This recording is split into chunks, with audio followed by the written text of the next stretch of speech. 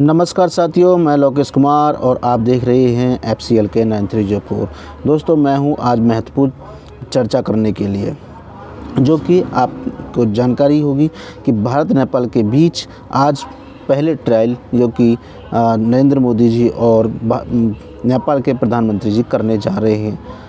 आइए जानते हैं और समझने का प्रयास करते हैं ये कब से लागू होगा। नेपाल में यह पहली बार गेज यात्री रेल सेवा होगी। इससे पहले 2014 तक जयनगर और जनकपुर के बीच नेपाल द्वारा संचालित एक नैरो गेज सेवा चल रही थी। नेपाल में जयनगर और बिजलपुर के बीच रेल सेवा पहली बार 1937 में अंग्रेज़ों द्वारा शुरू की गई थी।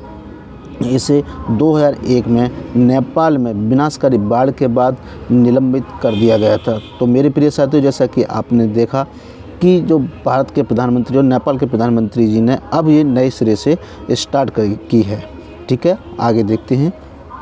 आगे है DRM आलोक अग्रवाल ने बताया कि शनिवार को उद्घाटन के बाद रेलवे कर्मचारियों और कई बड़े अधिकारियों को लेकर ट्रेन कुर्था के लिए रवाना होगी।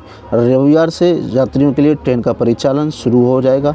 खास बात यह है कि ट्रेन में सिर्फ और सिर्फ भारतीय और नेपाली यात्री ही सफ़र कर पाएंगे। रेलवे बोर्ड ने इसके लिए एक SOP जारी किया है। इसमें दूसरे देशों के नागरिकों को ट्रेन में सफ़र करने की अनुमति नहीं दी गई है। भारत नेपाल के बीच नई रेल सेवा शुरू हो रही है और इसको लेकर सारी तैयारियां पूरी कर ली गई हैं। शनिवार यानी आज PM मोदी और नेपाली PM शेर बहादुर देव नई दिल्ली के हैदराबाद हाउस से वीडियो कॉन्फ्रेंसिंग के जरिए इसका उद्घाटन करेंगे। दोनों देशों के बीच जयनगर बिजलपुर बरिदास तक रेलवे लाइन को जोड़ा जाएगा। इसकी कुल लंबाई 69.08 किलोमीटर है।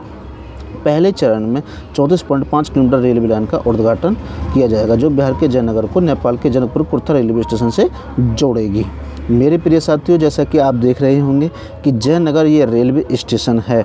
यहाँ से और सीधा ये आपके जनकपुरी धाम यानी कि नेपाल तक ये पहुँचेगी ट्रेन। इसका आसान बहुत ही तरीके से होगा, बहुत आसान तरीके से इसका सारी प्रक्रिया पूरी कर ली गई हैं, जो कि भारत और नेपाल के बीच में ये ट्रेनें चलाई जाएंगी। ठीक है, ये है आपका जनकपुरी धाम, जो कि इस समय बहुत ज़ोरों से तैयारियां चल रही हैं, क्योंकि 12-15 पर इसका आज उद्घाटन होगा। उद्घाटन लगभग हो भी चुका है और भी इसकी बहुत सारी रोचक कहानी है, जो कि पहले इसमें बहुत छोटी एक लाइन हुआ करती थी जो इस पर चलती थी। और इसकी महत्वपूर्ण जानकारी, इनके कौन कौन सी ID कार्ड या फिर कौन कौन सी चीज़ों को हमें महत्वपूर्ण जानकारी लेनी चाहिए और रखनी चाहिए, आइए समझते हैं। जैसे ट्रेन में चढ़ने से पहले दिखाना होगा आपको एक ID कार्ड। रेलवे ने उन पहचान पत्रों की लिस्ट जारी की है जो इस रेल लाइन से यात्रा करने वालों के लिए ज़रूरी होंगे, जैसे वैलिड पासपोर्ट, भारत सरकार, राज्य सरकार, केंद्र शासित प्रदेशों से जारी फ़ोटो। एक ID कार्ड आपके पास होना बहुत ज़रूरी है। भारतीय चुनाव आयोग से जारी वोटर ID कार्ड, नेपाल में इंडियन कॉन्सुलेट जनरल से जारी इमरजेंसी सर्टिफिकेट, आइडेंटिटी सर्टिफिकेट आपके पास होना बहुत ज़रूरी है। जैसे कि आपने देखा होगा कि 15 से 18 साल से नीचे के सर्टिफिकेट इसमें नहीं बनते हैं, तो उसके पास ऐसा कोई प्रूफ होना बहुत ही ज़रूरी है।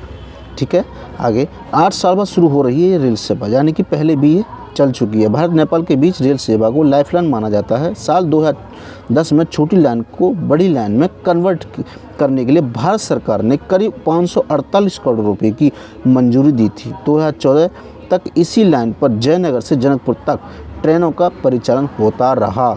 इसके बाद रेल सेवा को बंद कर दिया गया, क्योंकि इसे विनाशकारी बताया गया था बाढ़ की वजह से। ठीक है, अब ये देखना है कि ये कहाँ से कहाँ तक और कौन कौन से रास्ते में स्टेशन लगभग पड़ेंगे। तो ये आपके स्टेशन हैं बरौनी, गोरखपुर, खरगसौल। भारतीय रेल की जयनगर लाइन है, यहाँ से ये चलना स्टार्ट होगी जयनगर से इंडिया और नेपाल के बीच में। नेपाल का सबसे पहला स्टेशन आपका खजूरी पड़ेगा। उसके बाद मैनाथपुर, साहिब सरोजनगर और बदेही, पैरवा है, और उसके बाद में जनकपुरी, बीगी, और उसके बाद जो पड़ने वाला है वो आपका बिजलपुर, जो कि लास्ट स्टेशन इसका रहेगा। मेरे प्रिय साथियों, जैसा कि मैंने आपको सारी चीज़ें इसमें डिटेल में बता दी हैं। अगर ये वीडियो आपको अच्छी लगी तो हमारे पेज को प्लीज़ सब्सक्राइब करें और जितना हो सकता है इसे शेयर करें, ताकि ये जानकारी और तक पहुंच जाए। मिलते हैं नेक्स्ट वीडियो, तब तक के लिए।